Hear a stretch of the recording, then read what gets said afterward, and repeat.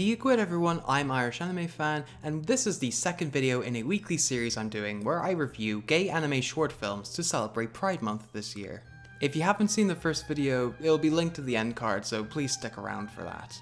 The film we are going to be talking about this week is Yes Ka, No Ka, Hanbun Ka, or Yes, No, or maybe Half in English. Yes Ka, No Ka, Hanbun Ka was released on the 11th of December 2020. Based on the light novel by Michi Ichiho, the film was written and directed by Masahiro Takata and was produced by Lesprit. Kuniida Kei is a newscaster that is respected in the television industry, always having an air of professionalism to his nature. However, when he is not in the spotlight, he has quite a brash personality. Kei, in his reporter alter ego, has been assigned to interview the recently popular stop-motion animator Ushio Suzuki. However, on the same night, Suzuki encounters Kei's other side in a bicycle accident, and to repay him for injuring his hand, Kei is roped into helping Suzuki with his next animation project. Kei now finds himself stuck between his two personas in Suzuki's presence, while also developing feelings for him in the process. Now, on the surface, this film appears to be just another standard romance anime with two characters falling in love with each other, but one of them has a secret identity that the other one is unaware of. And yet, it pretty much is just that, but in terms of execution of this premise, it's pulled off pretty decently actually. Aside from the romance, there's attempts at critiquing the television industry at large, specifically in the way networks treat their employees. It consists of egocentric TV personalities treating their production runners like shit, and the executives dismissing the mental well-being of their talents for ratings benefits. While these scenes are kind of superficial and not thoroughly explored throughout its duration, it's an interesting angle for this anime to look at, considering the depressing insight we've received about the media industry in recent years. Okay, I'm gonna stop before I derail this video into what could be an existential nightmare. But we're not here to see a running commentary of the Japanese television industry, we're here to see cute boys get with each other. And for what it's worth, Kei and Suzuki have a cute relationship dynamic going for them. Kei, being the protagonist, has a lot more to work with. His position in the plot is constantly juggling between his more composed professional life and his rowdier private life, which is represented by a chibi aside. There have been anime that have pulled off the secret identity cliche in far more interesting ways, but it isn't done horribly here. Like, Kei isn't obnoxious as he could have been, but that might have worked well in his favor. But no matter which side of Kei he's talking to, Suzuki, on the other hand, still manages to consistently convey the smooth-talking Casanova, who also upholds a high moral code.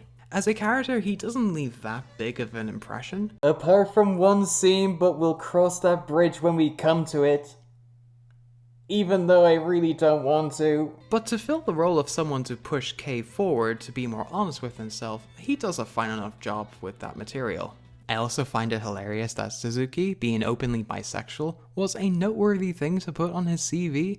I mean, what kind of out and proud bisexual would have the cheek, the nerve, the gall, the audacity, and the gumption to actually go out of their way to put their sexual orientation as something employers would find beneficial to their company? Like, it doesn't make sense at all. Obviously, you have to suspend your disbelief when it comes to their relationship. Like, when Suzuki does eventually find out who Kei really is, as someone who constantly badmouths his production staff behind their backs, why doesn't his moral compass tell him that Kei is bad news and you probably shouldn't pursue a relationship with someone who in your mind is a total scumbag? But besides those discrepancies, their relationship actually develops pretty nicely. On the technical side of things, it's serviceable. The animation is average at best, with limited motion, static shot compositions, and an overabundance of panning shots, the stuff you come to expect with productions like these. I will say though that the art style is pretty easy on the eyes, with its smooth look and admittedly quite attractive character designs. There is also a short 3D animated segment in the third act of the film, which honestly looks better than the rest of the film. I don't know how they managed to pull that off, considering the fact that BL anime of this kind usually have less than average budgets compared to a more heteronormative property. But the fact that a sequence like this exists at all was a very pleasant surprise. Overall, this film was pretty enjoyable. It's not revolutionary for the genre or anything, but for what it's worth, it's likable, charming, and the two main leads have good chemistry with each other. I didn't have much to say about it for this video, but I'd say I had a pretty good time watching it. Is what I would have said if the ending didn't exist.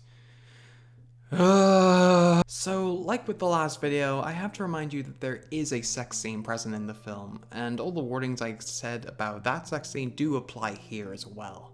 But unlike with Umebe no Estranger's sex scene, where it was handled very tastefully and not bound by the conventions of the genre, this scene in Yesuka no ka Hanbun ka clearly isn't that.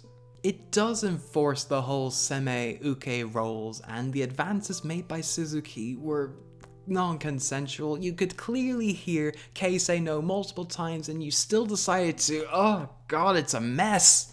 I know I said last week that BL anime weren't the place to find actual positive MLM representation in anime, but that still doesn't make scenes like these okay. It's unnecessary, it's uncomfortable, and it completely ruins the established characterization of both characters. It's unfortunate that the ending had to put a damper on what was otherwise a decent BL anime. But it just goes to show you how much these tropes, when done poorly, can infect your enjoyment of an anime like this in the genre.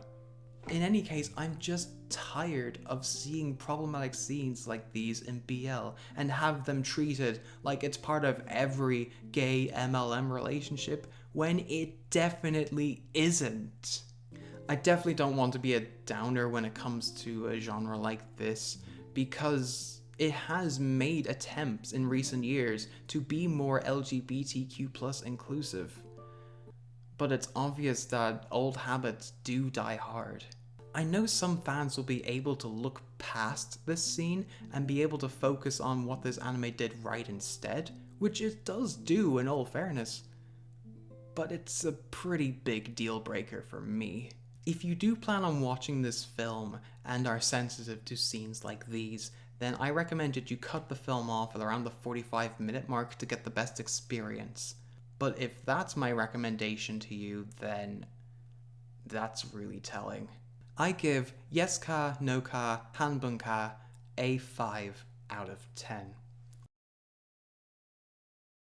Anyway, that does it for this video. I hope you guys enjoyed it as much as you can from this video. I'm sorry for the downer nature of things, but I say what I see. If you did, hit the like button, hit subscribe to be notified of whenever I upload a new video, or follow me on Twitter at IrishAnimeFan for updates and other miscellaneous things I happen to tweet. Link in the description below. Join me next week where I'll shift my focus towards Yuri and GL with a review of the film Frag Time. Until next time, Slán.